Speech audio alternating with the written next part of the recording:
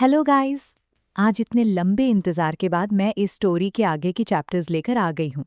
आज की वीडियो काफ़ी एक्साइटिंग होने वाली है, लेकिन इस न्यू पार्ट को शुरू करने से पहले चलो प्रीवियस पार्ट का एक छोटा सा रीकैप देख लेते हैं। तो पिछले चैप्टर में शार्लेट और अल्फोंसो के बीच काफ़ी टेंशन हो जाती है।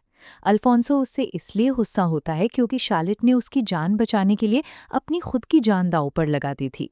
शार्लेट उसे समझाती है कि उसने ये फैसला सोच समझ कर लिया था, लेकिन अल्फोंसो पूरी तरह टूट जाता है और कहता है कि वो उसे खोना नहीं चाहता।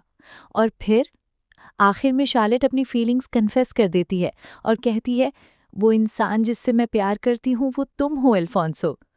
और बस चैप्टर के एंड में सीधा एक इमोशनल बॉम्ब गिर जाता है। तो चलो अब आगे देखते हैं। शार्लेट हल्की कांपती आवाज में कहती है, अल्फोंसो, मैं तुमसे प्यार करती हूँ। वो नजरें झुकाकर धीरे से कहती है, ऑफ कोर्स मैं कोई बहुत अच्छी पार्टनर नहीं हूँ। मैं ये सब इसीलिए नहीं कह रही कि मुझे तुमसे कुछ चाहिए, इसलिए प्लीज प्रेशर फील मत करना। अल्फोंसो हल्का चौंक कर कहता है, अच्छी पार्टनर नहीं हो? और पूछता है, तुमसे ये किसने कहा? शार्लेट मासूमियत के साथ जवाब देती है, तुमने?" ओह! ये कितनी क्यूट है, मैं इसको बहुत ज़्यादा मिस कर रही थी गाइज़। क्या तुमने भी शार्लेट को मिस किया? कमेंट में ज़रूर बताना। और धीरे से उसकी तरफ देखकर कहती है, तुमने कहा था कि मैं चालाक हूँ, शेमलेस हूँ और दूसरों के खिलाफ वायलेंस इस्तेमाल करने से भी नहीं हिचकिचाती। तुमने साफ कहा था कि तुम्हारी नज़रों में मेरी इमेज अच्छी नहीं है, लेकिन मैं तब भी समझती थी और अब भी समझती हूँ। एक बार फिर मैंने तुम्हें सिर्फ डिसअपॉइंट ही किया है ना? इसलिए तभी अचानक अल्फोंसो खुद को मुक्का मार लेता है। उसको देखकर शार्लेट घबराकर बोल उठती है, अल्फोंसो?" वो हैरानी से पूछती है, हे भगवान, तुम ठीक हो ना? अचानक ऐसा क्यों किया? अल्फोंसो खुद को दोष देते हुए धीमी आवाज में कहता है, क्योंकि मैं खुद को माफ नहीं कर पा रहा हूँ। शार्लेट चुप होकर उसे देखती रह जाती है। अल्फोंसो बोलता है, मुझे पता है, कोई भी अपॉलॉजी काफी नहीं होगी। मुझे ऐसी बातें इतनी आसानी से नहीं कहनी चाहिए थी, जबकि मैं तुम्हें ठीक से जानता तक नहीं था। शार्लेट तुरंत समझाने की कोशिश करती है, तुम्हें ये ऐसा करने की जरूरत नहीं है। अगर तुम मुझे पसंद नहीं भी करते, तब भी मैं तुम्हें समझ सकती हूँ। अल्फोंसो उसकी बात काटते हुए तेज आवाज में कहता है, मैं तुमसे नफरत नहीं करता। वो बिना हिचकिचाए कह देता है, अब मैं तुम्हारे बारे में ऐसा बिल्कुल नहीं सोचता। क्या मैंने तुम्हें पहले नहीं बताया था? अगर कुछ है तो वो इसका बिल्कुल ऑपोजिट है। वो बेचैनी से सांस लेते हुए कहता है, तुम्हें पता भी है मैं कितना परेशान रहा हूँ हमारे रिलेशनशिप को लेकर और तुम्हारे लिए अपनी फीलिंग्स को लेकर। ये कोई फ्लिम्जी एक्सक्यूज नहीं है। इतने समय से मैं वो ऑलमोस्ट टूटती आवाज में कहता है, प्लीज शार्लेट, अगर ये झूठ है तो अभी भी ऑनेस्टली बता दो।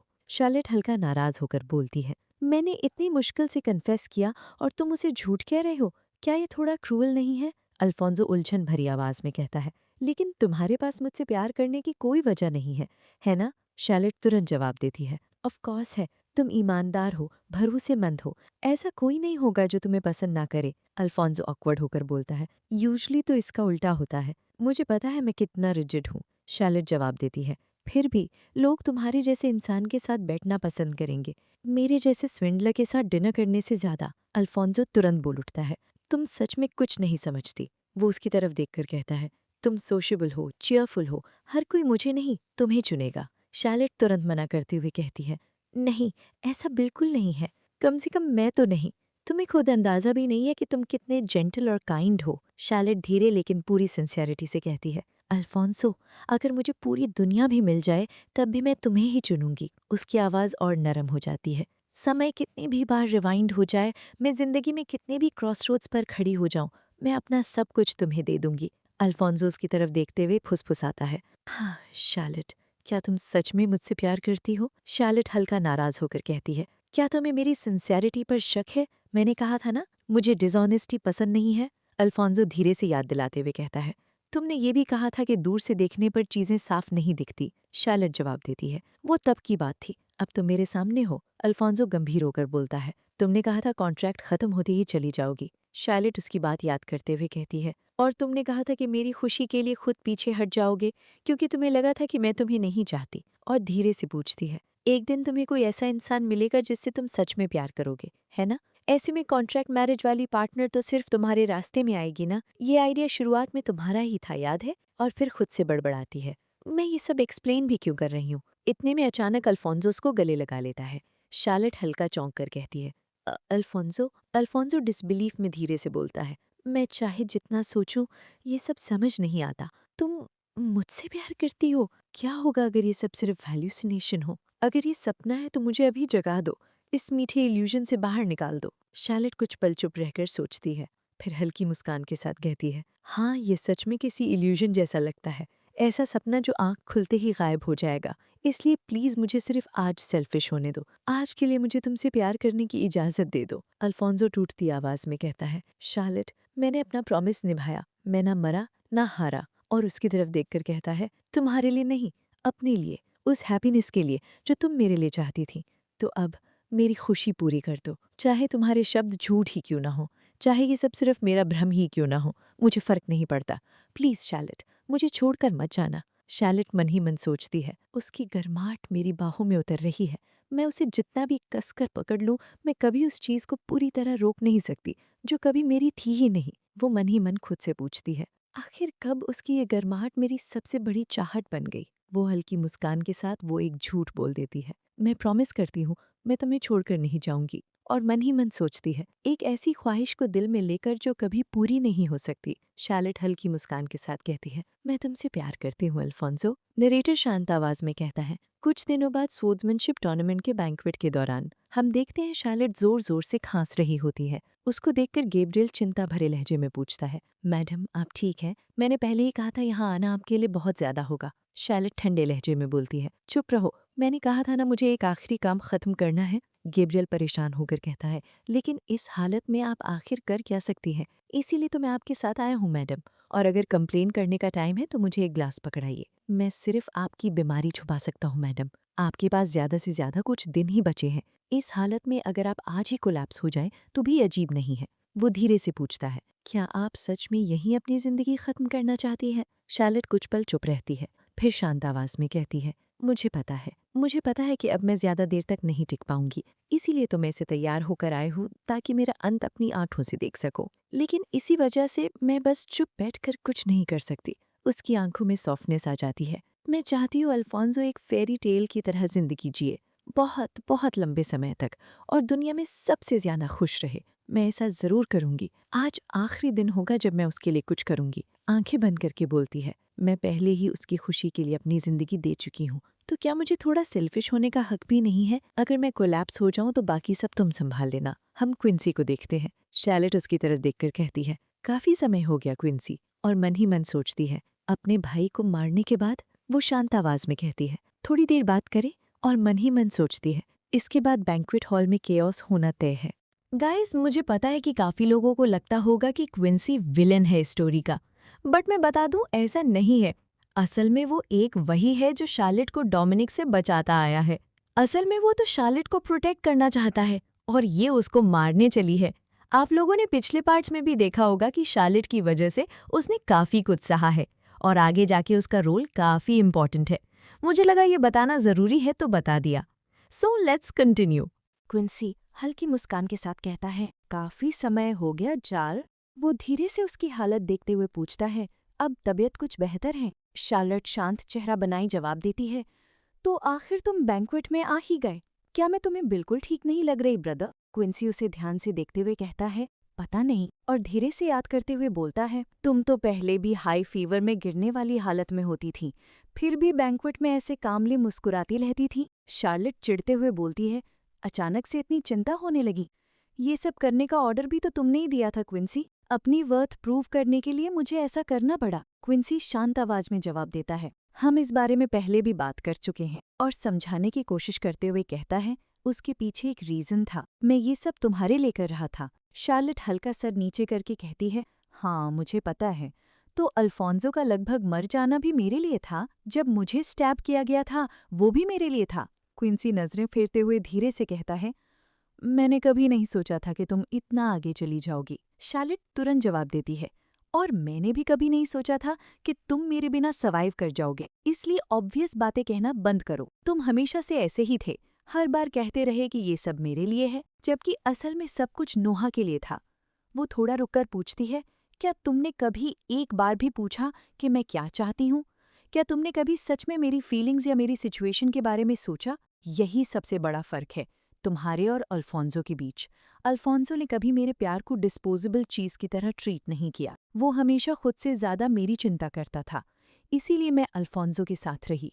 वो मुझे नोहा की विलनेस की तरह नहीं देखता, वो शार्लेट को देखता है। उसकी आवाज़ सख्त हो जाती है, इसलिए दोबारा कभी मत कहना कि ये सब मेरे लिए था। अब मैं उस पुराने एक्सक्यूज़ से प्रभावित नहीं होने वाली। मैं कभी नोहा वापस नहीं लौटूंगी। अगर आज मेरी मौत भी हो जाए तो भी मैं अल्फोंसो की पत्नी बनकर ही जीऊंगी। ये सुनकर क्विंसी चौंक जाता है और मन ही मन सोचता है, अब इससे इनकार करना नामुमकिन था। आखिर सब कुछ गलत कहाँ से शुरू होने लगा? मैं तो बस उस हम को वापस पाना चाहता था, जो कभी इतना नेचुरल लगता था। हम एक फ्लैशबैक देखते हैं। लिटिल शार्लेट हल्की आवाज में पुकारती है, ब्रदर। क्विंसी मन ही मन याद करता है, जब हम छोटे थे शार्लेट एक बार बहुत तेज बुखार से बीमार पड़ गई थी। लिटिल शार्लेट हल्की मुस्कान के साथ कहती है, मैं ठीक हूँ ब्रदर, आपको मेरे सिर पर कोल्ड क्लॉथ रखने की जरूरत नहीं है। क्विंसी मन ही मन सोचता है, कुछ चीजों में वो हमेशा से ऐसी ही थी। लिटिल क्विंसी हल्का डांटते हुए कहता है, तुम्हारा शरीर जल रहा है और तुम ऐसी बातें कर रही हो, अब वापस सो जाओ। लिटिल शार्लेट हिचकिचाते हुए पूछती है, लेकिन क्या आप बिजी नहीं हैं? क्विंसी मन ही मन सोचता है, नोहा से गुजरने वाले अनगिनत बच्चों में वही एक थी जो हमेशा मेरे दिल में रह गई। लिटिल क्विंसी मुस्कुराकर कहता है, आज फादर ने मुझे कोई काम नहीं दिया। क्विंसी सोचता है, नोहा से गुजरने वाले अनगिनत बच्चों में वही एक थी जो हमेशा मेरे दिल में रह गई। लिटिल क्विंसी धीरे से कहता है, इसलिए तुम्हें चिंता करने की जरूरत नहीं है। लिटिल शार्लेट हल्की राहत की सांस लेते हुए कहती है, आह अच्छा। क्विंसी मन ही मन सोचता है, उसकी वो नाजुक मुस्कान जैसे किसी भी पल टूट जाएगी। लिटिल शार्लेट हल्की मुस्कान के साथ कहती है, ये सुनकर राहत मिली। क्विंसी आंखें बंद करके सोचता है, उसी मुस्कान ने मुझे मजबूर कर दिया था कि मैं उसे हमेशा प्रोटेक्ट करना चाहूँ। वो मन ही मन बुदबुदाता है, शार्लेट मेरी प्यारी बहन, वही मेरी इकलौती उम्मीद थी। हम कुछ देर बाद देखते हैं, डोमिनिक गुस्से से चिल्लाता है, तुम बेवकूफ़ हो, तुम सब अपनी माँ की तरह सिर्फ पैसे चूसने वाले निकम्मे पैरासाइट्स हो। मैंने तुम लोगों पर जो मर्सी दिखाई है उसके लिए ग्रैटिट्यूड दिखाए बिना यहाँ आने की हिम्मत कैसे हुई? जिस पॉन का काम खत्म हो जाए उसकी अब कोई जरूरत नहीं रही। वो क्विंसी की तरफ देखकर बोलता है, मुझे यकीन है क्विंसी, अब तुम्हें बिना समझाए भी पता है क्या करना है। क्विंसी मन ही मन सोचता है, उस निर्दयी पिता के पास रहते हुए मैं कम से कम तुम्हें वहां से निकालना चाहता था। इसीलिए मैंने तुम्हें सबसे बेहतर तरीके से रेस किया ताकि तुम नोहा का नाम उठाने लायक बन सको। लेकिन तभी मुझे सच समझ आया, मैं चाहे कुछ भी कर लेता, तुम कभी नोहा वापस नहीं लौटती। और अब तुम्हें मेरी प्रोटेक्शन की ज़रूरत भी नहीं रही। प्रेजेंट में क्विंसी शांत आवाज़ में कहता है, मेरे थॉट्स अब भी बदले नहीं चाल, तुम्हारी जगह नोहा में है। शार्लेट कहती है, ऑफ कोर्स, नेचुरली, तुम हमेशा। क्विंसी उसकी बात काटते हुए धीरे से कहता है, लेकिन मैं तुम्हें खोने की कल्पना भी नहीं करना चाहता। शार्लेट हल्का चौंक कर पूछती है, तुम्हारा मतलब क्या है? क्विंसी शांत लेकिन थकी हुई आवाज में कहता है, मेरा मतलब वही है जो मैंने कहा। मुझे लगा था कि तुम रास्ते से भटक गई हो, इसलिए मुझे तुम्हें फोर्स करके वापस लाना होगा। फिर धीमी आवाज में पूछता है, लेकिन अगर उस प्रोसेस में तुम्हें चोट पहुंच जाए तो फिर उसका मतलब ही क्या रह जाएगा? शार्लेट शक भरी नजरों से उसे देखती है। अब कौन सी स्कीम चला रहे हो तुम? इतनी देर बाद सिंपैथी कमाने की कोशिश कर रहे हो? तुम बहुत पहले ही लाइन क्रॉस कर चुके हो। इससे मैं नोहा वापस नहीं आने वाली। क्विंसी कहता है, तुम जो चाहे सोच सकती हो, अब उससे ज्यादा फर्क नहीं पड़ता। लेकिन एक चीज़ है जो मैं चाहता हूँ कि तुम जानो। तुम मेरे एक्शंस को जैसे चाहे जज करो, लेकिन मैंने सच में हमेशा वही किया जो मुझे तुम्हारे लिए सही लगा। मैं तुम्हें समझ नहीं पाता चाल, तुमने अपना दिल आखिर ऐसे इंसान को क्यों दे दिया? मैं अब भी तुम्हें समझ नहीं पाया। लेकिन ये प्लान पूरी तरह फेल हो चुका है। अगर तुम्हारे लिए कुछ करना ही आखिर में तुम्हें हर्ट करता है तो मैं इसे जारी नहीं रख सकता। अब जो तुम्हारा मन करे वही करो, मैं अब इंटरफेयर नहीं करूंगा। वो वाइन ग्लास को देखते हुए हल्का मुस्कुराता है, नोबल वाइन, हाँ, हमारी पसंद हमेशा काफ़ी सिमिलर रही है। वो हल्का सांस छोड़ते हुए बोलता है, मैं नहीं जानता ये सही फैसला है या नहीं, लेकिन सिर्फ इस बार मैं तुम्हारे लिए टोस्ट रेस करूंगा। अब तुम जा सकती हो, तुमसे मिलकर अच्छा लगा चाल। उम्मीद है तुम हमेशा खुश रहो। तभी शार्लेट अचानक घबराकर बोल पड़ती है, क्विंसी लुको, और उसके हाथ से वाइन गिरा देती है। हम देखते हैं उसको नोज ब्लीड हो रहा होता है। वो खून देखकर धीरे से कहती है, नरेटर बताता है, कुछ देर पहले हम गैब्रियल को देखते हैं। वो मन ही मन सोचता है, मैं यहाँ सिर्फ मजबूरी में आया था, लेकिन सब कुछ धुंधला और फीका दिखाई दे रहा है। ये चमक इतनी तेज है कि मैं अपनी आंखें ठीक से खुली भी नहीं रख पा रहा। नज़र का धुंधला होना इस बात का संकेत है कि स्पेल अपनी कंप्लीशन के करीब पहुंच चुका है। असल में मुझे इससे खुश होना चाहिए, लेकिन ये एहसास बेहद असहनीय है। फिर भी इससे सब कुछ कन्फर्म हो जाता है।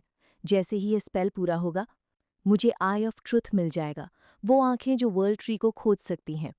गैब्रियल बताता हूँ, एल्केमिस्ट्स ऐसे मेजर्स जो सस्ते मेटल्स को गोल्ड में बदल देते हैं। लोग अक्सर उन्हें फ्रॉड या चार्लटन कहकर मजाक उड़ाते हैं, लेकिन सच में वो ऐसे स्कॉलर्स होते हैं जो मिरेकल्स का पीछा करते हैं। ऐसे मिरेकल्स जो दुनिया के लॉज को ही चुनौती देते हैं, और उन्हें पाने के लिए वो अपनी जिंदगी तक जला देते हैं। इसीलिए मैं एल्केमिस्ट बना था। क्या ये दुनिया हद से ज़्यादा क्रूअल नहीं है? जब मेरे पास सिर्फ एक ही चीज़ थी, तो ये कैसी सो कॉल्ड प्रिंसिपल है जो इतनी आसानी से मुझसे सब कुछ छीन लेती है? मैं उस सवाल का जवाब ढूंढना चाहता था। मैं समय की दरारों में भटकता रहा, सिर्फ वर्ल्ड ट्री को खोजने के लिए। एल्केमिस्ट के रिकॉर्ड्स से लेकर गिरे हुए किंगडम लबीन की फोबिडन मैन्युस्क्रिप्ट्स तक, अगर कोई उसे खोज ले तो कुछ भी पॉसिबल हो सकता है।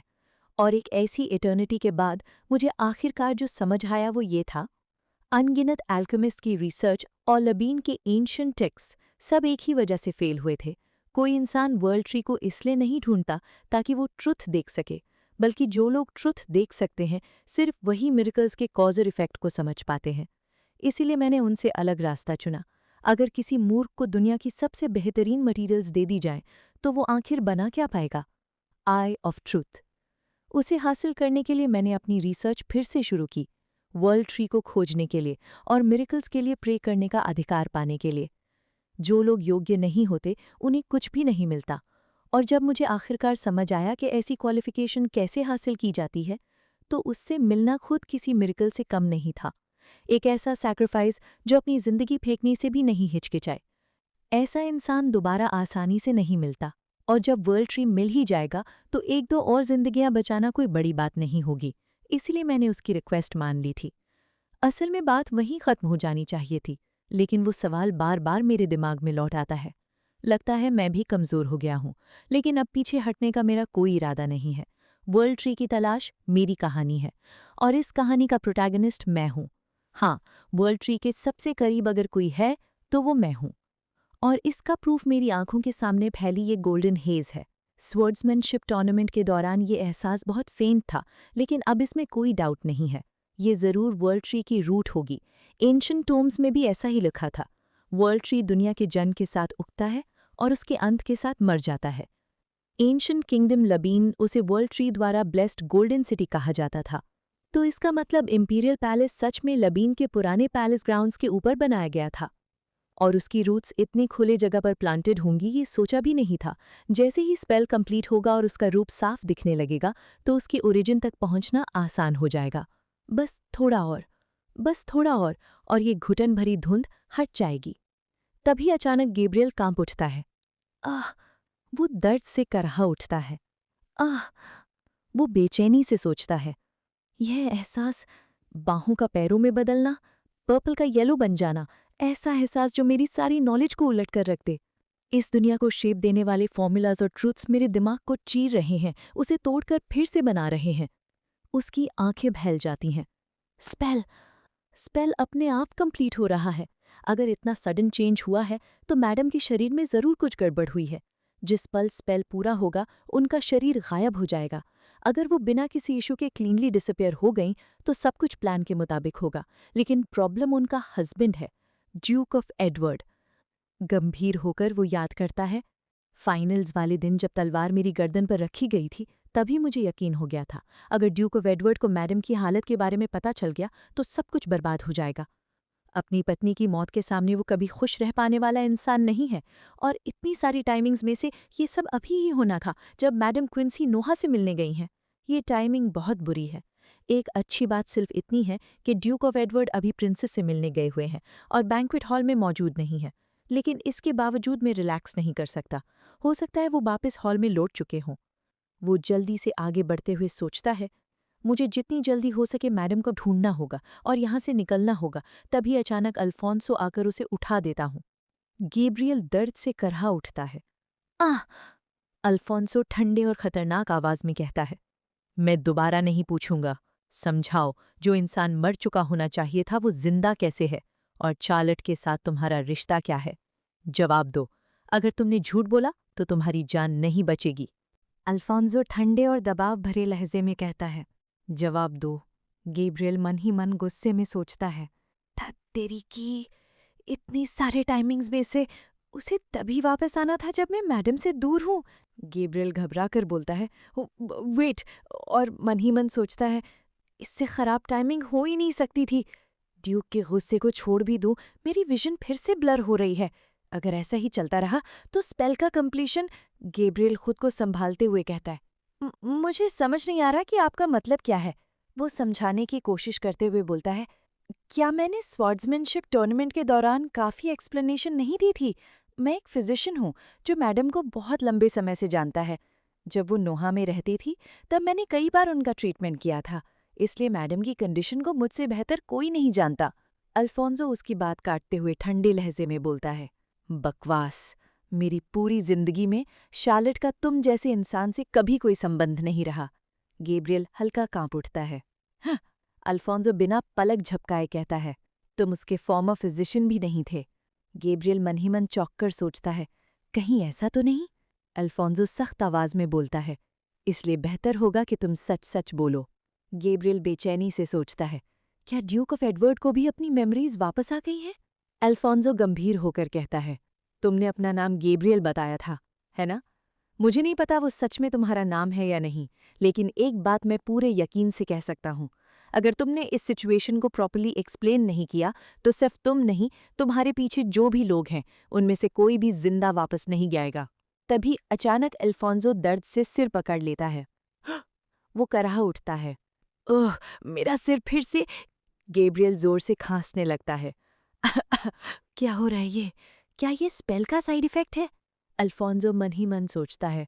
मेरी विजन इतनी ब्लर हो गई है कि मैं ठीक से देख भी नहीं पा रहा। मेरी मेमोरीज आपस में उलझती जा रही हैं। जहर से भरे कप को हाथ में लेकर मरने का एहसास और फिर समय को पीछे मोड़कर उससे दोबारा मिलने का पल, सब कुछ एक बुरी तरह उलझे हुए धागे जैसा हो गया है। एक बार फिर मैं उसके साथ था, लेकिन मैं अब भी समझ नहीं पा रहा शार्लेट, नोहा की वो विलनेस जो दुनिया कुछ भी कर दे हमेशा गुस्से में भड़क उठती थी। वो शार्लेट जो मुझे एक नज़र तक नहीं देखती थी। कॉन्ट्रैक्ट मैरिज, फैमिली का प्रेशर, मेरी पिछली जिंदगी से आखिर क्या बदल गया था? सब अलग क्यों था? लव जैसी अंधी फीलिंग्स सिर्फ मेरी होनी चाहिए थी। कॉन्ट्रैक्ट मैरिज को ख़त्म करने का वो परफेक्ट तरीका। अल्फोंसो याद करते हुए कहता है। शार्लेट, नोहा की विलनेस, जो भी उसे पहली बार देखता था सब एक ही बात कहते थे। वो किसी नोबल रोज की तरह थे जिसे कोई बांध नहीं सकता था।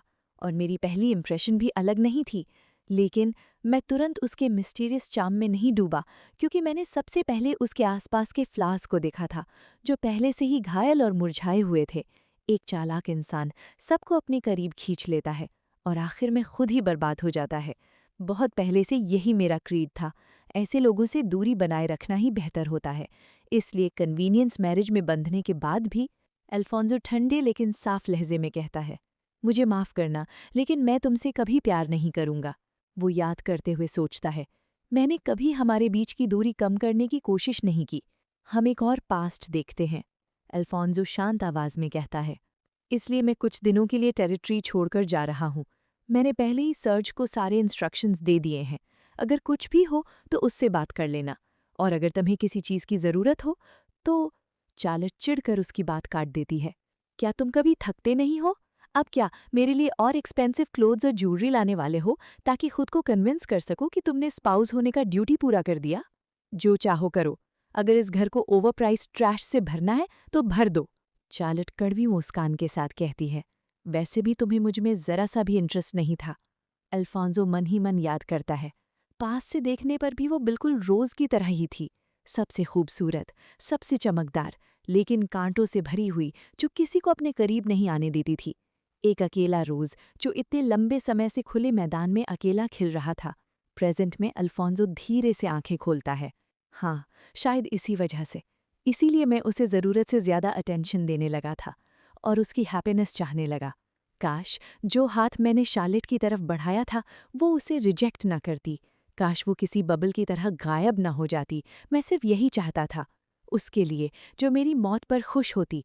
मैंने पॉइजन्ड कप चुना था, और फिर भी अंत में मैं पूछूंगा, गैब्रियल, मेरी पत्नी के साथ तुम्हारा रिश्ता क्या है? गैब्रियल मन ही मन सोचता है, अब जब बात यहाँ तक पहुँच ही गई है, तो अब कोई और रास्ता नहीं बचा। स्पेल को फिर से स्टेबलाइज करने के लिए मुझे पहले इस सिचुएशन को कंट्रोल करना होगा। गैब्रियल शांत आवाज में कहता है, ठीक है, मैं सब कुछ एक्सप्लेन करूंगा।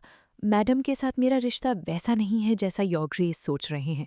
तभी अचानक लुडविग घबराकर चिल्लाता है, मैं योग्रेस, आपको तुरंत वहां चलना होगा। मैडम मैडम खून खासते हुए कोलैप्स हो गई हैं।